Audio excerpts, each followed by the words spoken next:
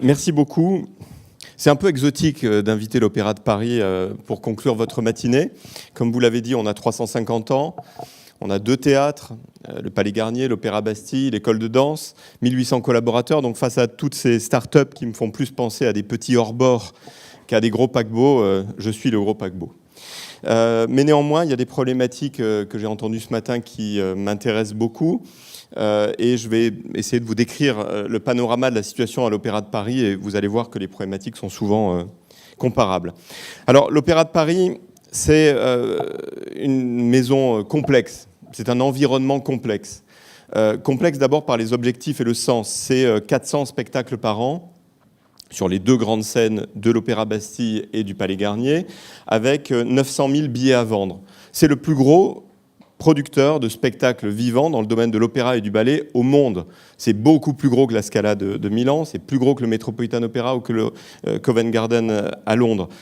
C'est plus d'un spectacle par jour. Et 900 000 billets à vendre, c'est plus que la majorité des clubs de football en France. Et ces 900 000 billets, je vous garantis que pour les vendre, il faut se bagarrer parce qu'il y a une concurrence très forte à Paris, la Philharmonie, le Châtelet, le théâtre privé et public. Et donc, c'est une vraie compétition. Alors, la complexité, c'est trop petit pour que vous voyez, mais il y a 3 sphères dans cet organigramme complexe. La première sphère et la plus importante, c'est la sphère rouge, c'est la sphère des artistes. Sur les 1700 salariés, il y a à peu près 430 artistes. Au passage, ceux qui pensent qu'à l'opéra, il n'y a que des fonctionnaires qui ne travaillent pas beaucoup, il y a 3 fonctionnaires à l'Opéra de Paris sur les 1700. On est une véritable entreprise publique, mais une entreprise. Et la première particularité, c'est cette collaboration entre des personnes qui n'ont pas l'habitude du travail en commun, la plupart du temps, si ce n'est en dehors de leur sphère, avec d'abord les artistes, 153 danseurs, 160 musiciens, on a 2 orchestres, et 110 artistes des chœurs, des choristes, avec une directrice de la danse, Aurélie Dupont, et un directeur musical. C'est pour eux qu'on travaille, j'y reviendrai tout à l'heure. La deuxième sphère, elle est en bleu. C'est toute l'équipe technique. C'est à peu près 700 salariés qui font fonctionner le théâtre, qui fabriquent les décors. Et donc, il y a à peu près 120 métiers différents, des serruriers, des tapissiers, des peintres, des électriciens, des sculpteurs, tout ce que vous pouvez imaginer, parce que la fabrication des spectacles est très internalisée. Alors, des technocrates disent il faut externaliser, ça coûtera moins cher. En réalité, non, parce que quand vous fabriquez des choses en Roumanie ou en Hongrie, d'abord, le metteur en scène ne peut pas les modifier jusqu'au dernier moment, ce qu'il fait. Et en plus, en général, le pas cher revient cher. Et la troisième sphère, c'est les services supports qui représentent à peine 300 personnes, qui vendent les tickets, qui font la DRH et qui recueillent du mécénat. C'est très important de prononcer ce mot au MEDEF. Le mécénat est indispensable au fonctionnement de l'Opéra de Paris comme d'autres acteurs culturels. 220 millions d'euros de budget, 55% d'autofinancement, c'est-à-dire que l'État s'est désengagé et pour compenser, il a fallu vendre des tickets en augmentant les prix, j'en dirai un mot, et puis en trouvant donc du mécénat. Cet environnement complexe, il a pour objectif de produire du spectacle. Et ce process, il mélange à la fois un caractère assez industriel et surtout un caractère artisanal avec des savoir-faire qui sont pluricentenaires. Et le mot que j'aimerais que vous reteniez de ce schéma, je ne vais pas le commenter en détail, mais c'est que chaque soir c'est différent. Chaque soir c'est un prototype. C'est paradoxal de parler d'industrie et de prototype en même temps, mais pourtant c'est ça la réalité. Et donc en quelques mots, j'ai voulu décrire dans ce schéma le fait que pour un spectacle d'opéra, on démarre 3-4 ans à l'avance. Et donc la première décision qui est de choisir un spectacle, elle est prise à peu près 3 ans avant la première.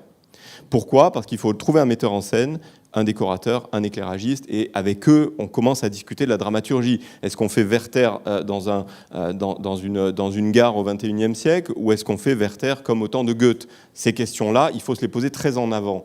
Parce qu'ensuite, il y a la maquette qui arrive à peu près 1 an avant le spectacle, de manière à ce que les équipes techniques valident, fassent étudier, construisent ensuite concrètement le décor. Donc c'est très en amont. La particularité, c'est évidemment que toutes les équipes de l'opéra travaillent pour le spectacle. Les artistes en rouge, de la dramaturgie jusqu'aux répétitions, qui démarre à peu près 8 semaines avant la première.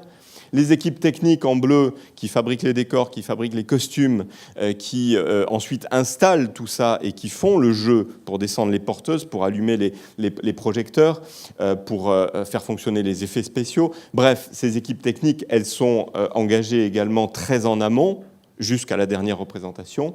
Et les équipes support, eh bien, c'est de la signature des contrats jusqu'à la vente des billets en passant par la stratégie digitale. Donc tout ça, c'est extrêmement complexe. Et je voulais vous montrer ce à quoi ressemble un planning 3 ans avant. Et puis en plus, si on ajoute la convention collective, il est absolument inenvisageable de bouger quoi que ce soit. Et donc là, on ne le voit pas bien, mais en ce moment même, il y a une scène orchestre de Don Giovanni au Palais Garnier, dont la première, vous la voyez, enfin vous ne le voyez pas, mais est à peu près par là, et mardi prochain. Cet après-midi, il y a l'acte 2 en scène orchestre de Don Giovanni, et ce soir, c'est les éclairagistes qui travaillent sur les lumières. Et on a ça 3-4 ans à l'avance, en étant extrêmement figé. Donc ça, c'est de l'industrie, je dirais, lourde et très figée. Et en même temps, l'agilité au quotidien, eh bien, c'est une exigence pour préparer le spectacle. Alors, pour terminer, manager l'Opéra de Paris, j'ai mis un point d'interrogation parce que le premier élément sur lequel je voulais conclure, c'est que malgré toutes les bonnes volontés du monde, il faut rester humble quand on veut manager une maison comme l'Opéra de Paris. D'abord parce qu'il y a 1001 raisons de rater le spectacle. Alors, j'ai dit qu'il y avait 900 000 billets à vendre, on rate pas trop. Mais cette humilité, c'est face au prototype. Pour qu'un spectacle soit réussi, en matière d'opéra, il faut que le chanteur soit en forme. Et quand il y en a 7, il faut que les 7 soient en forme. Il faut que le public soit dans un état d'esprit qui marche bien. Il faut que la technique fonctionne, qu'il n'y ait rien qui se casse la figure, qu'il n'y ait pas de panne.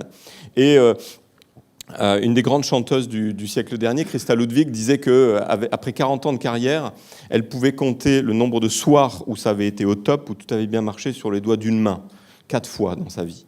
Elle estimait que le spectacle avait bien fonctionné. Donc il y a 1001 raisons de rater, et c'est la meilleure manière de réussir que d'avoir cela bien en tête. Le deuxième élément, rester humble, c'est parce que l'institution est plus forte que ceux qui passent. On a 350 ans d'âge. Alors certes, à l'opéra, le pouvoir est très personnalisé. Il y a un directeur musical, une directrice de la danse. Il y a des propositions artistiques qui sont souvent marquées. C'est comme à la présidence de la République, il y a des alternances, une fois très progressiste, une fois très conservateur. Nous, depuis quelques années, on essaye d'avoir une ligne plus centriste, c'est à la mode.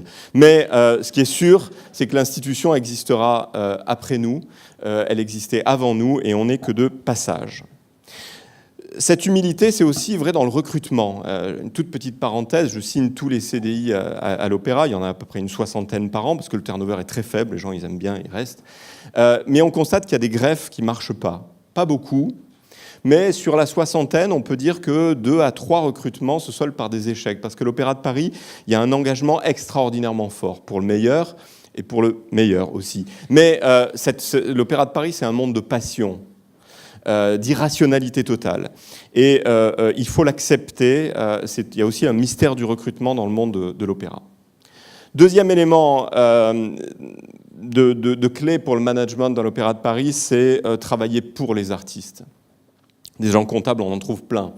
Des directeurs de ceci ou cela, on en trouve plein, même des directeurs généraux adjoints. En revanche, un ténor qui fait venir les salles et qui remplit les salles et qui fait venir le public, ça c'est rare. Et donc il faut travailler pour eux. Et dans le même temps, il faut savoir dire non. Louis-Désiré Véron, qui a été directeur de l'Opéra de Paris en 1830, vous ne le rappelez pas, mais ça a été un des premiers grands managers de l'Opéra de Paris, disait, premier réflexe du directeur de l'Opéra, il faut qu'il sache dire non, sinon il se fait bouffer. Et donc c'est dans cette dialectique entre travailler pour les artistes et aussi savoir leur dire non, pour des raisons budgétaires, techniques, de sécurité, etc. C'est dans cet équilibre-là que réside la clé. Mais malgré tout, pour terminer sur une note optimiste, il faut donner à l'Opéra de Paris le management qu'il mérite, parce qu'on a des objectifs d'entreprise, on a 900 000 billets à vendre, on a une entreprise qui fonctionne 24 heures sur 24, 365 jours par an, sauf le 1er mai. Mais donc, il faut expliquer. On s'est doté d'orientation stratégique. On a bâti un plan qui s'appelle Opéra 2021, qui était un plan participatif. Alors, il n'y avait pas tous les outils, parce qu'on a fait ça en interne, mais c'était vraiment une bonne manière d'embarquer tout le monde.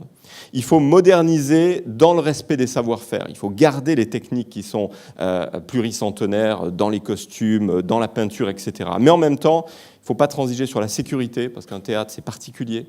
Il faut évidemment prendre le virage digital sur le ticketing, sur les outils de communication. Et nous allons créer dans quelques mois une académie digitale qui va s'appeler ARIA, qui permettra de donner les clés au public pour que le public vienne encore plus à l'Opéra de Paris. Il faut prendre ce virage digital et il faut embarquer les équipes. J'ai marqué associés, c'est aussi discuter. On a 5 organisations syndicales représentatives.